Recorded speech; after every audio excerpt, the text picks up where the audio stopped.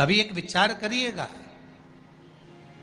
कि नरसिंह अवतार बैसाख के महीने में हुआ, कुर्म अवतार बैसाख के महीने में हुआ, हयग्रीव अवतार बैसाख के महीने में हुआ, परशुराम अवतार बैसाख के महीने में हुआ, माता जानकी का अवतार बैसाख के महीने में हुआ। आखिर बैसाख के महीने में, माधव महीने में इतनी महत्वता क्यों?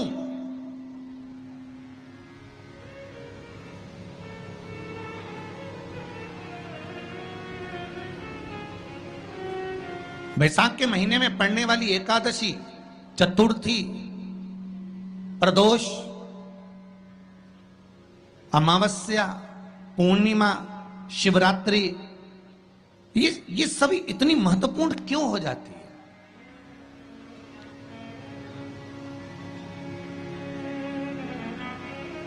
इसकी महत्वता इतनी प्रबल क्यों हो जाती है? किस लिए?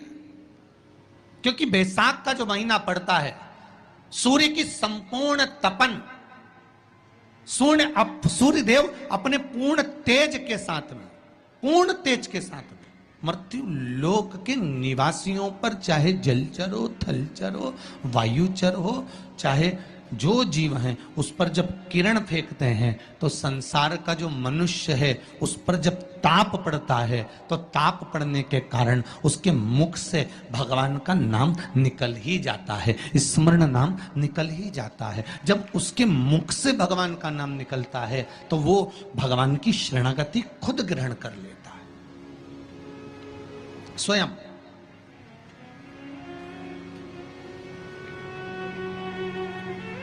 शरणागति ग्रहण कर लेना।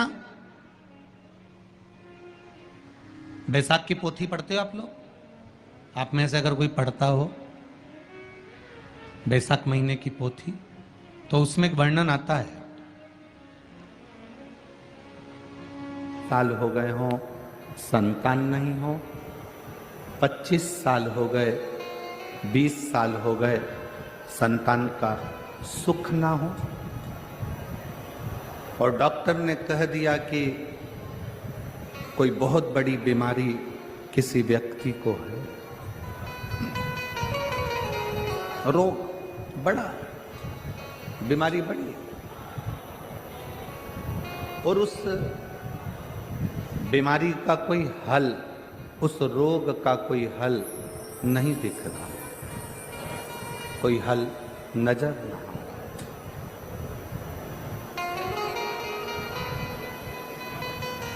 कोई हल दिख ना रहा। तो बैसाख महीने में शिव सप्त तीर्थ का एक अनुष्ठान अपने जीवन में जरूर करें। मट्टी के पात्र में जल भरना और मट्टी के पात्र में जल भरकर प्रतिदिन रोज 7 दिन का ये नियम होता है सप्ततीर्थ का। सप्ततीर्थ, बस बैसाख के महीने में जब आप सप्ततीर्थ का अनुष्ठान करें, 1 घड़ा जल का रोज भरें प्रतिदिन, और 1 बेलपत्र, 1 शमी पत्र उस घड़े के नजदीक में कोई पात्र में अवश्य रखें। पात्र को, जो जल का घड़ा है, जल का पात्र है, उसको मट्टी के ही दीप से या कोई श्वेत वस्त्र जिसको मला गया हो, धोया गया हो, साफ हो, उस वस्त्र से ढक दें। एक दिन एक शिवालय में जाएं, शमी पत्र अशोक सुंदरी वाली जगह पर समर्पित करें। अशोक सुंदरी की जगह जानते हो ना आप लोग? अशोक सुंदरी की जगह पर शमी पत्र समर्पित करें। बेलपत्र, जहां आप खड़े हैं उधर से डंडी का भाग आपकी ओर हो, और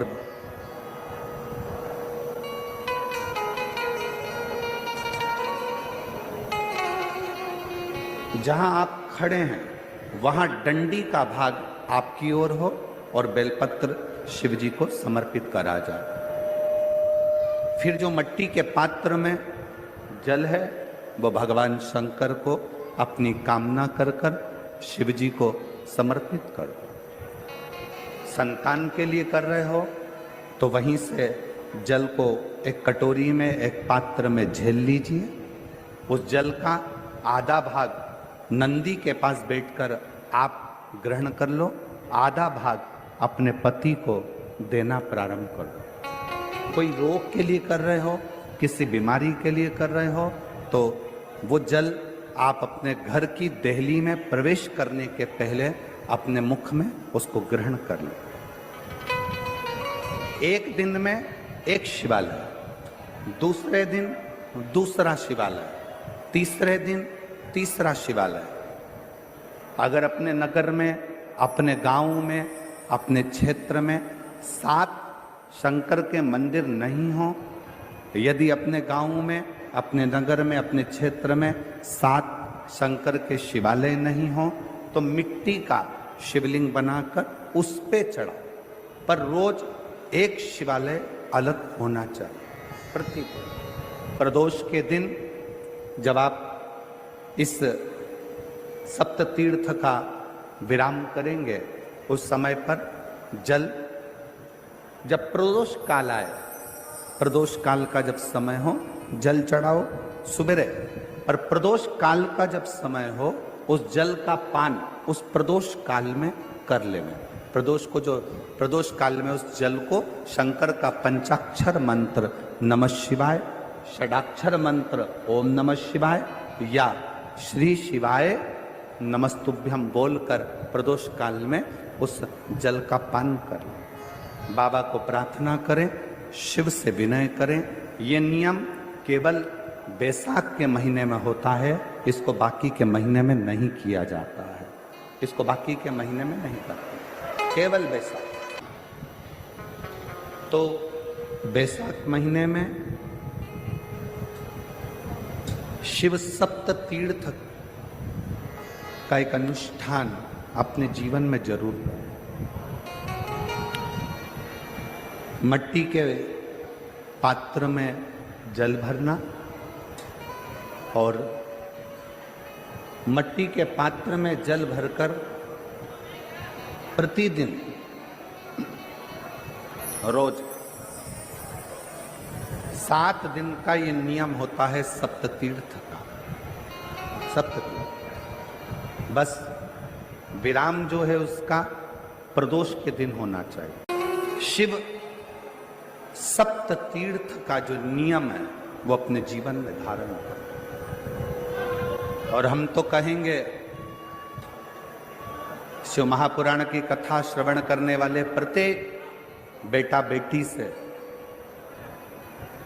शिव महापुराण की कथा सुनने वाले प्रत्येक शिव भक्त से हम तो कहेंगे कि शरीर में कोई रोग नहीं भी है, संतान की प्राप्ति नहीं भी चाहिए, उच्च शिक्षा के लिए आप कर रहे हैं, अपने जीवन की खुशहाली के लिए कर रहे हैं, तो शिव का सप्त तीर्थ अनुष्ठान अवश्य करें, अवश्य, और अपने जीवन को सार्थक।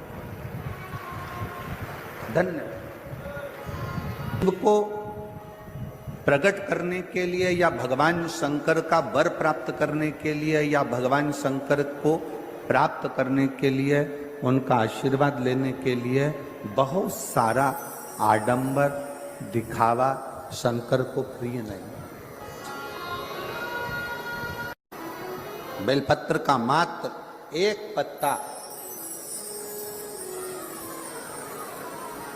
अगर भगवान शंकर का पंचाक्षर मंत्र नमः शिवाय, षडाक्षर मंत्र ओम नमः शिवाय, श्री शिवाय नमस्तुभ्यम कहकर मात्र एक पत्ता आप अगर शंकर के शिवलिंग को चढ़ाते हो तो वो 1.25 करोड़ पत्र के बराबर अपने आप हो जाता है। अपने शिवलिंग के बराबर 1.25 करोड़ शिव बेलपत्र के बराबर एक पत्र हो जाता, एक पत्र।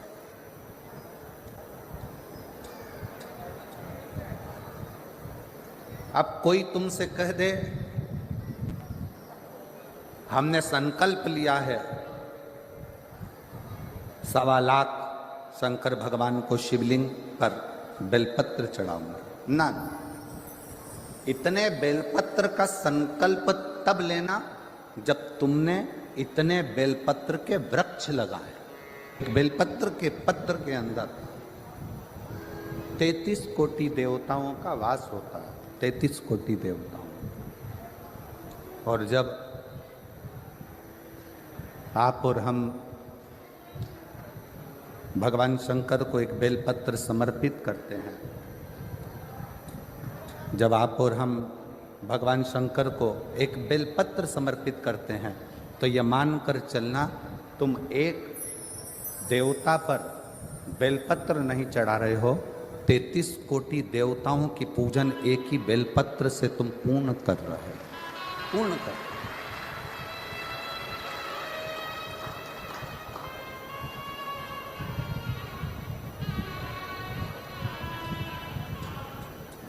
सारे देवताओं की पूजन, सारे देवताओं की आराधना, सारे देवताओं की अर्चना तुम एक बेलपत्र से पूर्ण कर ले, एक बेलपत्र। आप स्वयं भाग्यशाली हैं, आप स्वयं किस्मत वाले हैं। कोई कैसे कहते तुमको कि तुम अभागे हो? ना ना, हमारे बराबर भाग्य नहीं है किसी का।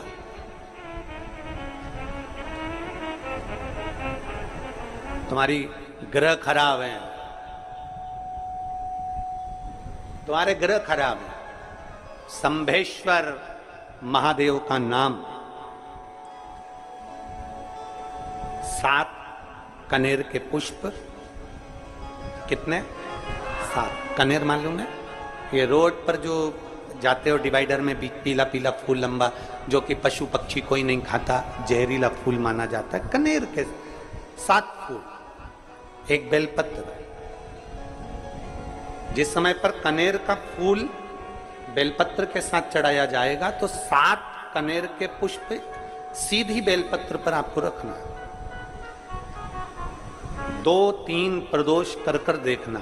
अगर कोई आपसे कहे कि आपका भाग्य ठीक नहीं चल रहा, आपकी किस्मत ठीक नहीं चल रही, आपके ग्रह ठीक नहीं चल रहा है, आप भाग्यशाली नहीं हो, पहले तुम वहां से उठ जाओ, उसके बाद में देवाधिदेव महादेव के पास 7 कनेर के पुष्प एक बेलपत्र में रखकर नंदीश्वर के पास में बैठकर श्री शिवाय नमस्तुभ्यम बोलकर अशोक सुंदरी वाली जगह पर स्पर्श कराकर भगवान शंकर पर 7 फूल के साथ बेलपत्री की डंडी अशोक सुंदरी की साइड हो, ऐसा स्मरण करते हुए शिव को समर्पित कर दे। वही बेलपत्री 5 बार नमः शिवाय या पंचाक्षर मंत्र, षडाक्षर मंत्र या श्री शिवाय नमस्तुभ्यम बोलकर वही बेलपत्री 3 प्रदोष, 4 प्रदोष, 5 प्रदोष, 2 प्रदोष, जितने प्रदोष आप चढ़ा रहे हैं प्रदोष काल में, वो बेलपत्री लाकर अपने कक्ष में अपने पूजन वाले स्थान पर रखते जाओ। एक बेलपत्री एक प्रदोष पर लाओगे, अगला प्रदोष आएगा, कितना अंतर पड़ता है आपके भाग्य बदलने में, आपको खुद मालूम पड़ जाएगा कि आपकी किस्मत कैसे बदल गई। मेहनत आपको करना है, परिश्रम आपको करना है, लगन आपको लगाना है, और बेलपत्री और कनेर का पुष्प शिव को चढ़ाना। चालू करो प्रदोष चढ़ाना, चढ़ाओ शंकर का भजन। यहां नहीं चढ़ा सकते, अपने घर पर चढ़ाओ, अपने शिवालय में चढ़ाओ, अपने देवालय में चढ़ाओ, अपने नजदीक में जो शंकर मंदिर वहां चढ़ाओ, आराधना शिव की। कोई कह दे तुमसे कि ये ठीक नहीं, प्रथम आप ये जो कनेर के फूल चढ़ाओगे ना, इसमें श्रंभेश्वर महादेव का भाव होना चाहिए। श्रंभेश्वर महादेव, फिर से एक बार बोलो, कौन से महादेव? श्रंभेश्वर। और फिर एक निवेदन, मान लो कि डॉक्टर कह दे कि बच्चे की धड़कन नहीं आ रही है, श्वास नहीं आ रही है, या शरीर पूरा नहीं है गर्भस्थ बच्चे का, तो उस समय पर भी 7 पुष्प कोई से भी, 7 बेलपत्र अशोक सुंदरी वाली जगह पर एक एक कर बेलपत्र, एक बेलपत्र एक पुष्प अशोक सुंदरी वाली, एक बेलपत्र एक पुष्प अशोक सुंदरी वाली जगह पर चढ़ा दीजिए और एक बेलपत्र उसमें से एक पुष्प लेकर अपने घर जाइए और 15 दिन के बाद वापिस उस बच्चे की सोनोग्राफी जांच डॉक्टर के कहने से कराइए। बाबा उस बच्चे की धड़कन, श्वास और शरीर पूरा देगा। श्रंभेश्वर महादेव में श्रंभेश्वर महादेव का जब नाम लिया जाता है तो 33 कोटि देवी देवताओं का एक साथ नाम उच्चारण हो जाता है। 33 कोटि देवताओं श्रंभेश्वर। बोल श्रंभेश्वर महादेव की जय। श्रंभेश्वर भगवान का स्मरण किया है। प्रदोष के दिन यदि पीला जो कनेर का जो फूल होता है, पीला भी होता है और एक श्वेत भी होता है, 2 कनेर होते हैं। दोनों में से कोई भी कनेर आज भी अगर प्रदोष के दिन बाबा की कहीं कावड़ लेकर जा रहे हो या बाबा को कावड़ चढ़ा रहे हो या 2 लोटा जल अपने नजदीक में चला रहे हो तो कनेर का पुष्प आज भी चढ़ाया जाता है शिव जी को। क्यों चढ़ाते हैं? उसका कारण ये होता है कि हमारे पूर्व का जो जन्म है उसमें हमसे बहुत गलतियां हुई होगी। बाबा हो सकता है उसके कारण बस हमको आज दुख देखना पड़ रहा है, आज तकलीफ भोगना पड़ रही है, आज बीमारी, आज रोग हो जाता है। तो उस रोग से मुक्ति दिल से जो मांगो, हमारे पूर्व का कोई कर्म होगा तो बाबा उसको समाप्त करे, हमारे पूर्व का किया हुआ बेकार कर्म समाप्त करे और हमको अच्छा करे, हमारे मन के मनोरथ पूर्ण करे, ऐसी कृपा करे बाबा। शिव के मंदिर में कभी मौका लग जाए, आपके घर में हो कनेर, आपके आसपास में कहीं लगा हो तो वहां से लेकर शिव का श्रृंगार, शंकर का श्रृंगार भी कनेर से कर सकते। शंकर का बच्चा हो, बूढ़ा हो, जवान हो, वृद्ध हो, बीमार हो, दुखी हो, तकलीफ हो, कष्ट हो, सुखी हो, कैसा भी हो, अगर कोई सावन के महीने में पार्थिव लिंग का निर्माण कर लेता है या सावन से हटकर भी पार्थिव लिंग का निर्माण कर लेता है, उसको बार बार जन्म नहीं लेना पड़ता। मृत्यु में बार बार जन्म, बार बार मृत्यु से छूट जाता।